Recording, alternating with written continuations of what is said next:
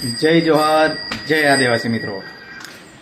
આ વર્ષે ચૂંટણીલક્ષીનું વર્ષ છે, તો ટૂંક સમયમાં જ આપણા રાજ્યભરમાં અને જિલ્લાઓમાં તમામ જગ્યાએ તાલુકા પંચાયત અને જિલ્લા પંચાયતની ચૂંટણી આવે છે।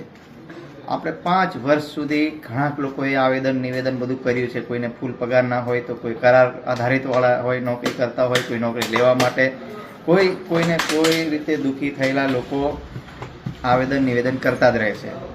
તો વિચારો, એક વાત મગજમાં વિચારો તમે, જે ધારાસભ્ય હોય કે સંસદ સભ્ય હોય, એ લોકો જ્યારથી ચૂંટાય એમનું રિઝલ્ટ આવે ને, ચૂંટાઈને વિધાનસભા કે લોકસભામાં જાય ને, ત્યારે એ લોકોને તરત જ ફૂલ પગાર થઈ જાય છે। અને પગાર એટલો એમનો 1.5 લાખ, કોકનો 2 લાખ એવી એમની શરૂઆત થઈ જતી હોય છે।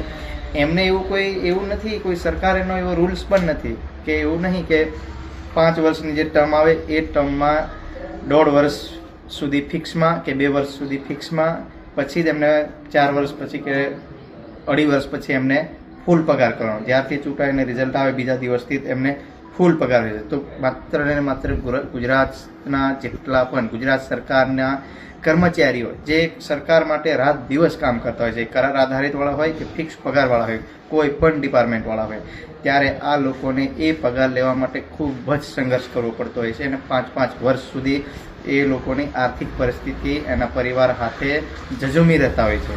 તો આ લોકો યાદ રાખો, કરાર આધારિત તેમજ ફિક્સ પગારવાળા લોકો યાદ રાખો, હાઈકોર્ટનો નિર્ણય હોવા છતાં કે ગુજરાત હાઈકોર્ટે એવું કીધું છે કે આવા લોકોનો તરત જ ફિક્સ પે એમનો જે હટાવીને એમને ફૂલ પગાર કરવાનો રહેતો હોય છે, પણ ગુજરાત સરકારે એ અપીલને પણ સુપ્રીમ કોર્ટમાં પડકારી છે। તો વિચાર કરો, આંગણવાડીથી લઈને પટ્ટાવાળાથી લઈને તમામ લોકો રોડ પર આવવા માટે તૈયાર છે। તો યાદ રાખો મિત્રો, આવનારી તાલુકા પંચાયત અને જિલ્લા પંચાયતમાં તમામ મિત્રો ભેગા થઈને તમારા પરિવાર સાથે ભેગા મળીને તાલુકા પંચાયત અને જિલ્લા પંચાયતના મતદાન થકી આપણે ગુજરાત સરકારને જવાબ આપવાનો છે, અને આ સરકારને જવાબ આપવાનો છે। એટલા માટે કહું છું કે અબ કી બાર આમ આદમી પાર્ટી।